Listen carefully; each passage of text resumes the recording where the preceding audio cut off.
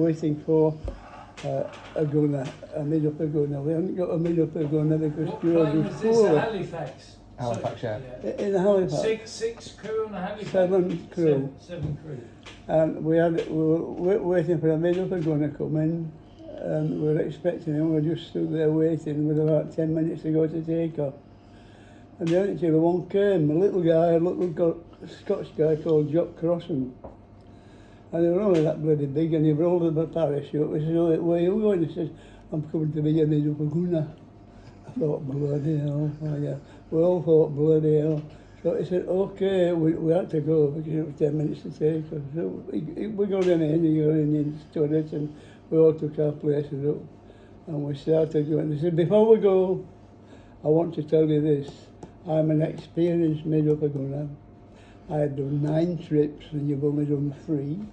But I know what I'm talking about, and I'm telling you now, there must be no conversation on the intercom when I'm in this aircraft." We said, "All right, we'll be quiet." So we're all to be quiet.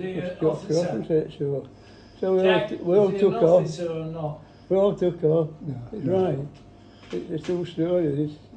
We all took off, and Johnson was took me up a turret, and we got flying towards the target, which is one of the big towns in the Ruhr Valley. I forget the name of it now. Nuremberg, not Nuremberg, no. And we were going towards the target, steady away in the stream. And John Sinclair thought, well, I'll pull away slightly out of the stream because there's a hell of a lot too much activity going on in the main stream. So I pulled out, and immediately we pulled out, a big beam came up straight onto us because we pulled out of the main stream and we were isolated, and the main beam came straight up onto us. And I thought, oh, bloody hell, fire. And shortly after, a minute after, the 12 of us came up, and we were coned like that.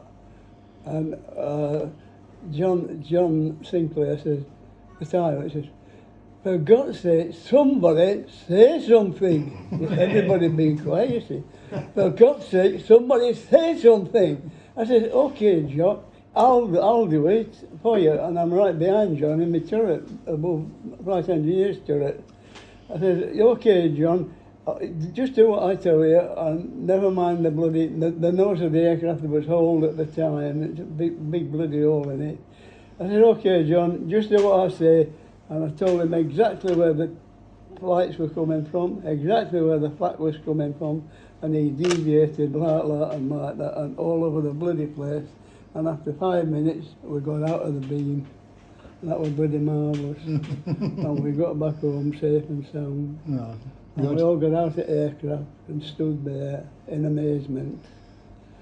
And there was only one voice came through. Only one voice came through, and it was Jock Crosland. "Who the fucking hell was doing all that talking up there?" And that's perfectly true. And we just suddenly said no. We were just amazed. We just got the cart back to base for demobbing. That's what he said, and we haven't seen him since, and I don't know where he was or who he was, but he was Jock Crosland. Why didn't you have an upper middle? That was a perfectly true story. Jack, why didn't you have